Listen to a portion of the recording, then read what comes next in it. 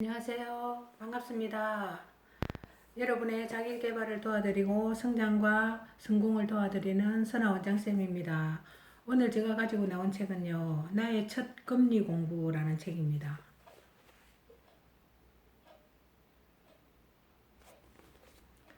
이 책은 염상훈지음 원해는 북스에서 나온 책입니다.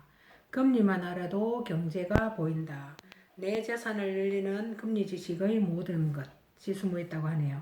금리 움직임을 알아야 시장의 자금 움직임을 알고 자금 움직임에 능통해야 부의 축적 방법을 꿰뚫는다 라고 합니다. 누구나 궁금해 하지만 아무도 쉽게 설명해 주지 않는 금리 이야기가 숨어 있다고 합니다. 왜 국가는 돈을 찍어서 국민들에게 고루 나눠주면 안 되는 걸까? 외환 보유고가 많다는 것이 과연 자랑거리일까? 왜 우리나라에는 국채 30년 금리가 국채 10년보다 더 낮은 유일한 나라가 되었을까? 일본에서 지진이 났는데 왜 엔화는 강세를 보일까? 기준금리를 인상하면 정말 물가가 안정될까? 마이너스 금리는 어떻게 존재할 수 있는 것일까? 왜 체감 물가는 계속 오르는데 물가 지표는 안 오를까? 이 책은 학교에서도 회사에서도 아무도 알려주지 않던, 관심도 없고 중요하게 여겨지지 않았던, 그러나 실은 매우 중요하고 흥미로운 금리에 관해 이야기한다.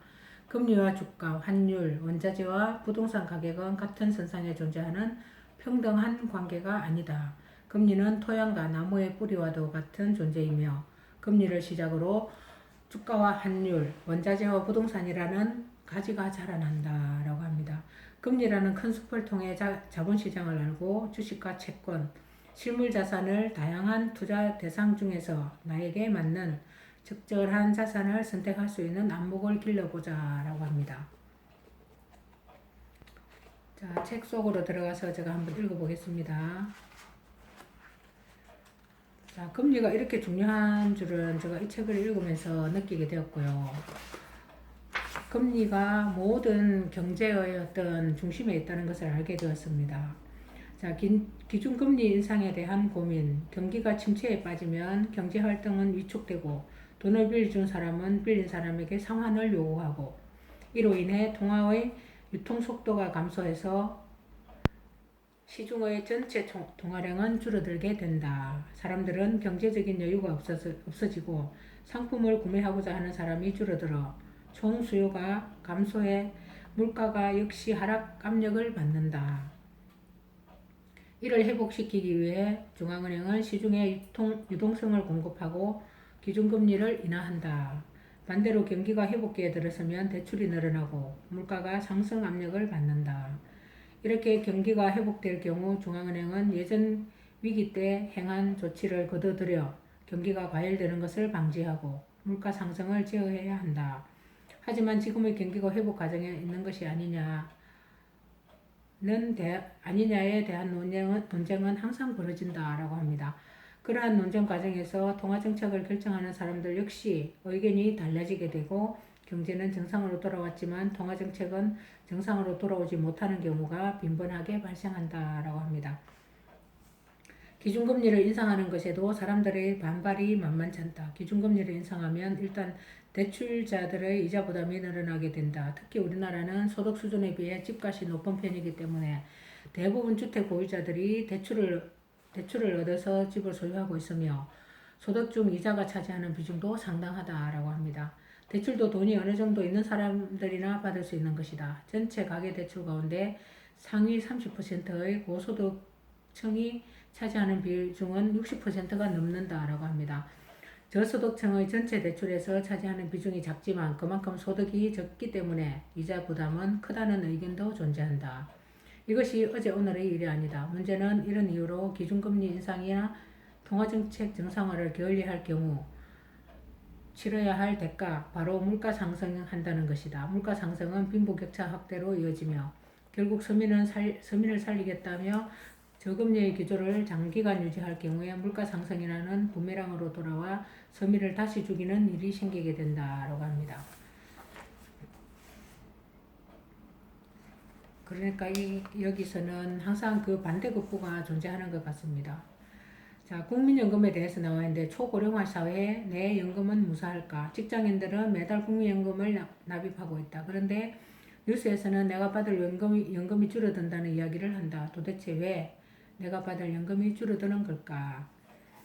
자, 국민연금은 반드시 가입해야 하며 대한민국의 국민인 이상 해지할 수도 없는 공적 연금 제도이다. 매달 꼬박꼬박 내 소득의 9%를 납부하는데 직장인의 경우 절반인 4.5%는 본인의 소득에서, 나머지 절반인 4.5%는 회사에서 납부해주고 있다. 그렇게 한 40년쯤 내고 나면 나중에 65세부터 예전에 벌던 소득의 40% 정도에 해당하는 돈을 매달 지급하겠다는 것이다. 하지만 꿈 깨자라고 합니다. 저는 여기서 깜짝 놀랐는데요. 40, 50대 직장인이라면 모를까 지금 30대 새내기 직장인들과 20대 대학생, 10대 청소년들은 소득의 10%를 내고 나중에 소득의 40%를 받는다라는 것에 대한 희망을 접어야 한다. 이유는 매우 간단하다라고 합니다. 수산율이 전 세계 최저 수준이기 때문이다. 이에 대해 조금 더 살펴보자. 콩 심어놓고 콩 이상을 기대하면 힘들어진다라고 합니다. 소득의 9%를 40년 정도 납부하고 이후 63세부터 85세 정도까지 20년 동안 소득의 40%나 받아가는 것이 현재 국민연금의 구조이다. 머릿속에 계산기를 두들겨 보아도 9% 40년이면 소득의 360% 연봉으로 치면 3.6년치의 소득을 낸다. 그 후에 20년 동안 40% 즉 800%니까 8년치의 소득을 받겠다는 것이다. 단순히 이렇게 생각해보자. 누가 당신에게 매년 소득의 9%를 40년 동안 줄 테니 나중에 본인이 65세가 되었을 때는 벌던 금액의 40% 정도를 20년 동안 돌려주세요 라고 하면 그 돈을 받겠는가? 우리가 국민연금에 대해 생각하는 가장 큰 오리 중에 하나는 국민연금을 두꺼비 정도로 생각하고 있다는 것이다. 그것은 헌집을 주면 새집을 돌려주는 그런 기관이 아니다. 국민연금도 우리와 같은 조건에서 주식과 채권과 부동산에 투자하고 그 수익과 연금 가입자들이 납부하는 연금으로 필요한 은퇴자들에게 지급하는 것이다. 자선사업단체가 분명히 아니다. 게다가 중요한 것이 두 가지가 더 있다. 첫 번째는 앞으로 미래는 노령화 사회로 진입함에 따라 우리가 부양해야 할 사람의 수가 늘어난다는 것이다. 두 번째는 노령화에 따른 잠재 성장률 하락으로 인해 실질금리가 하락하고 국민연금의 투자 수익률도 점차 하락하는 것이다. 들어오는 돈은 줄어들고 나갈 돈은 늘어나고 그런데도 돈을 잘 불어나지 않는 최악의 상황이 이뤄질 것이다.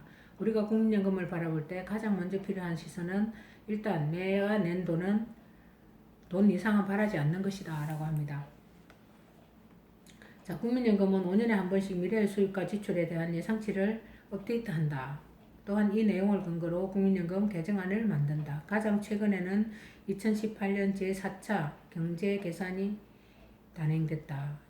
지속적으로 출산율 저하로 인해 지난 3차 개정 계산 때보다 미래의 출산율 가정치는 더욱 낮아졌다라고 합니다. 그 사람이 많이 태어나지 않고 인구가 줄어들므로 인해서 국민연금의 어떤 기금 고갈이라든지 이런 것을 염려하는 것 같습니다.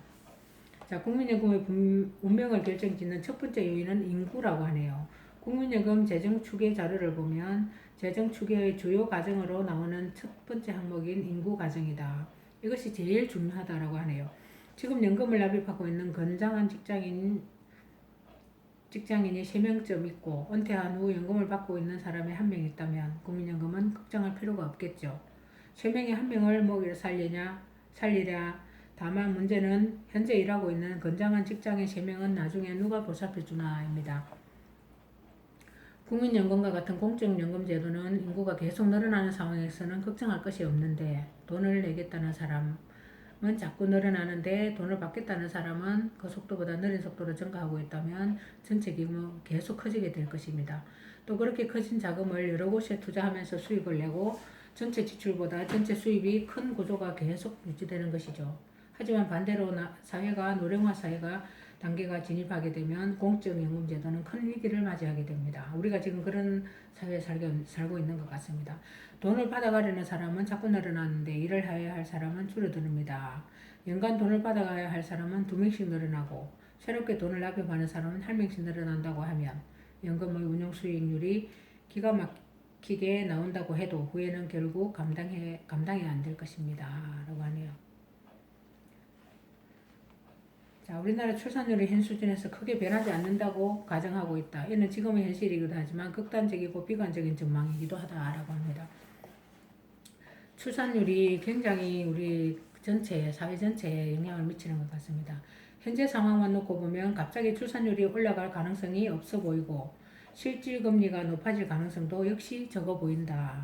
실질금리를 높이기 위해서는 기준금리가 일단 안정화되어야 하는데 더 멀리 보면 우리나라의 잠재 성장률 자체가 올라가야 한다. 그러기 위한 전제 조건 중 하나 가장 중요한 것이 바로 그 나라의 인구다라고 합니다. 그러기 위해 전제 조건은 인구이고 출산율과 실질금리는 일정 부분 연결되어 있다는 것이다. 이래저래 힘든 상황이고 나의 연금이 지금의 조건을 유지하기는 매우 어렵다라고 합니다. 국민연금만 믿고 있으면 안 되고 그렇다고 국민연금이 불안하다고 다른 연금 상품만 찾는 것도 역시 위험하다라고 합니다. 특히 지금처럼 실질금리가 낮을 때는 더더욱 안 된다. 실질금리가 낮아지면 내 연금의 가치도 낮아진다고 생각하고 실질금리가 낮은 상황이 지속될 때 내 자산 가치를 방어해 줄 수 있는 투자에 대해 고민해 봐야 한다라고 합니다. 저도 그렇게 생각을 하고 있습니다. 우리나라 사람들은 기본적으로 보험과 국민연금에 가입하고 있는 경우가 많아 자신의 전체 소득 중 상당 부분을 안전자산인 채권에 간접적으로 투자하고 있다. 자신이 자산을 배분할 때 이런 연금자산과 보험자산을 함께 고려해야 한다라고 하네요. 위험자산 고령화에 대한 부담이 없는 나라들에 대한 주식 투자 비중을 일정 부분 가져가면서 내 자산을 변화시켜야 한다. 당신은 이미 채권 투자 비중이 높다는 것을 잊지 말자라고 하네요.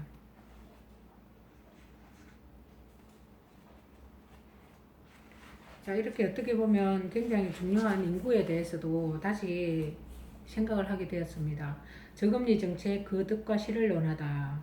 저금리 정책의 유혹은 달콤하다. 금리 인상은 대중의 반발을 불러오지만 금리 인하가 비난받는 경우는 드물기 때문이다 라고 합니다. 굉장히 중요한 내용인 것 같습니다. 자, 그렇다면 저금리의 정책은 과연 좋은 것인가? 금리는 낮으면 좋다. 경제활동 참여자들은 이자 비용 부담이 줄고 낮은 금리의 대출에 새로운 투자에 나설 수도 있고 국가도 마찬가지다. 국가는 필요한 예산 중 상당 부분을 국채를 발행해 조달하고 있다. 저금리를 유지하면 국가가 지불해야 하는 이자 비용도 감소하고 경제활동이 왕성해지면서 경제가 성장하고 세금 수입도 늘어난다라고 합니다. 저금리 정책이 좋아 보인다는 것은 이견의 여지가 없다. 그렇다면 문제가 전혀 없는 것일까? 아니다. 바로 물가가 문제다라고 합니다. 저금리가 오랜 기간 지속되고 앞으로 계속 금리가 낮을 것이라는 생각들이 들면 사람들은 대출을 받기 시작한다. 대출을 받아서 투자를 하든 소비를 하든 그 돈을 쓰게 되고 대출된 돈은 대출자의 손을 떠나 다른 사람에게 이동한다. 그 사람 역시 어딘가에 그 돈을 사용할 것이다. 그렇게 돌고 돌아 돈은 다시 은행에 예금 형태로 들어가고 그 돈이 또다시 누군가에게 대출되면서 세상을 돌아다니게 시작한다. 이 과정에서 상품에 대한 수요가 증가한다. 투자 수요가 늘면서 투자도 상승하고 주가도 상승하고 부동산 가격도 상승하고 물건 가격도 상승한다. 가격이 상승해도 사람들은 물건을 사려고 한다. 대출을 통해 시중에 돌아다니는 돈이 계속 늘어나고 있기 때문에 가격 상승에도 불구하고 수요는 여전히 많다라고 합니다. 돈이 많이 풀리면 경기는 좋아지겠지만 물가가 많이 오르겠죠. 물가가 오르는 것이 좋은 것인가 나쁜 것인가에 대해서는 또다시 논의하겠지만 일단 물가 상승이 과도하게 나타나면 절대 좋지 않다라고 합니다. 물가가 과도하게 상승하면 사람들은 자신들의 구매력을 보존하기 위해 자기가 판매하는 상품의 가격도 그만큼 올려받으려고 한다. 과일 가게 사장님은 과일 가격을 인상할 것이고 커피 전문점들은 커피 가격을 인상할 것이다. 월급을 받고 생활하는 셀러리맨 역시 마찬가지다. 고용주에게 임금 인상을 요구하게 되고 그렇게 해서 인상된 임금은 다시 상품에 대한 수요로 이어지고 물가는 또 오르게 된다. 그렇게 악순환이 반복이 되는 것 같습니다. 더 큰 문제는 빈부격차의 확대다. 물가가 오르는 과정에서 부동산과 주식, 원자재 같은 것도 가격이 오르기 때문에 부자들은 부동산도 주식도 보유하고 있겠지만 서민들은 부동산도 주식도 없다. 가격은 올랐는데 부자들만 돈을 벌고 서민들은 벌지 못해 상대적인 박탈감을 느끼게 된다라고 합니다.